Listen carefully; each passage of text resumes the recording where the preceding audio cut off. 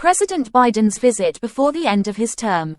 Tuesday, December 3, 2024, 8:47 GMT+7.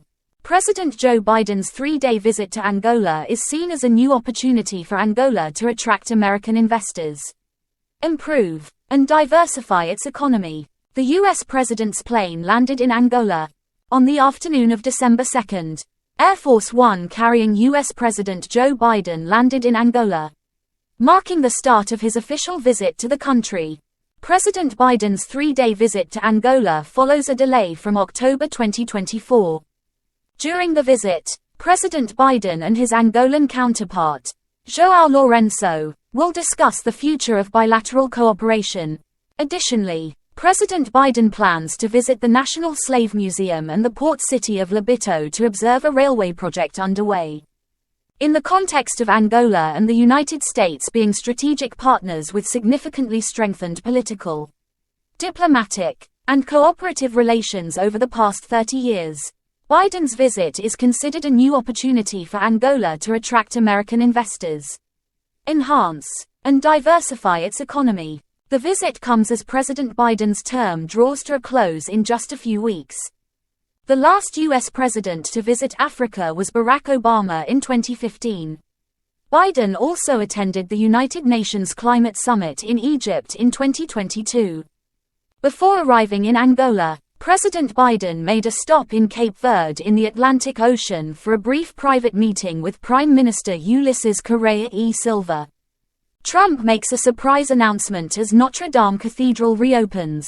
Tuesday, December 3, 2024, 10:08. U.S. President-elect Donald Trump plans to visit Paris to attend the reopening of Notre Dame Cathedral after its restoration following the 2019 fire. President Emmanuel Macron has done a great job ensuring that Notre Dame de Paris is restored to its former glory, perhaps even surpassing it. It will be a special day for all of us, President-elect Trump wrote on his Social Truth platform on December 2, local time. President Macron will be the third international leader to meet with Trump since his victory in the November presidential election.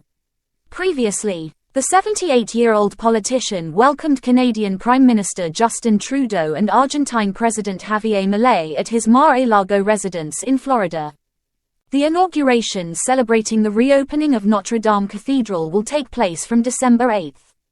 Trump's visit to Paris coincides with a sensitive and critical period in French politics.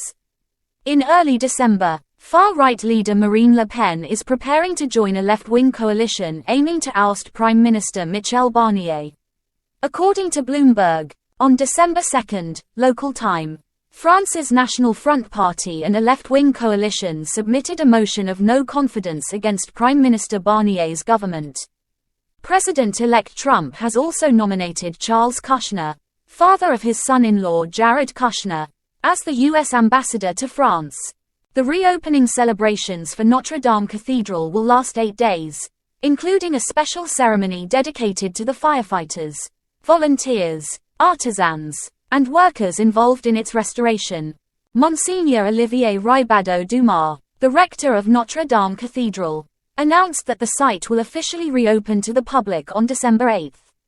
With the new renovations, Notre Dame Cathedral can now accommodate up to 2.500 visitors simultaneously, with a daily capacity of 40.000 people, double that of the Palace of Versailles and 10.000 more than the Louvre Museum. Ukrainian army ordered to hold position in Kursk until Trump's inauguration. Tuesday, December 3, 2024, 8:24 GMT+7. According to the BBC, the Armed Forces of Ukraine, AFU, have been ordered to maintain control over the territory they hold in Russia's Kursk province until U.S. President-elect Donald Trump assumes office at the White House in late January 2025. On December 2, the BBC reported that the AFU had been directed to hold this small area of Russian territory until the new U.S. president, with potentially new policies, is inaugurated on January 20, 2025. The BBC also noted that AFU soldiers fear they could lose their position. Additionally, Constant artillery shelling by the Russian Armed Forces, RAF, has led to chronic sleep deprivation among Ukrainian troops.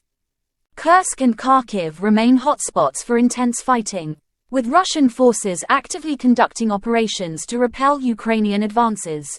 Experts highlight that the significant number of liberated settlements reflects the high intensity of battles across multiple fronts, with a focus on strategic facilities and key transportation hubs vital for Ukrainian military logistics.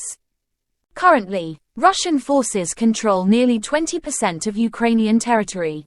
Open-source data indicates that Russia's advance in the Donetsk region over the past 2 months has been the fastest since March 2022. Russian troops are nearing Kharkiv and the town of Pokrovsk, home to Ukraine's only coke coal mine critical for its steel industry.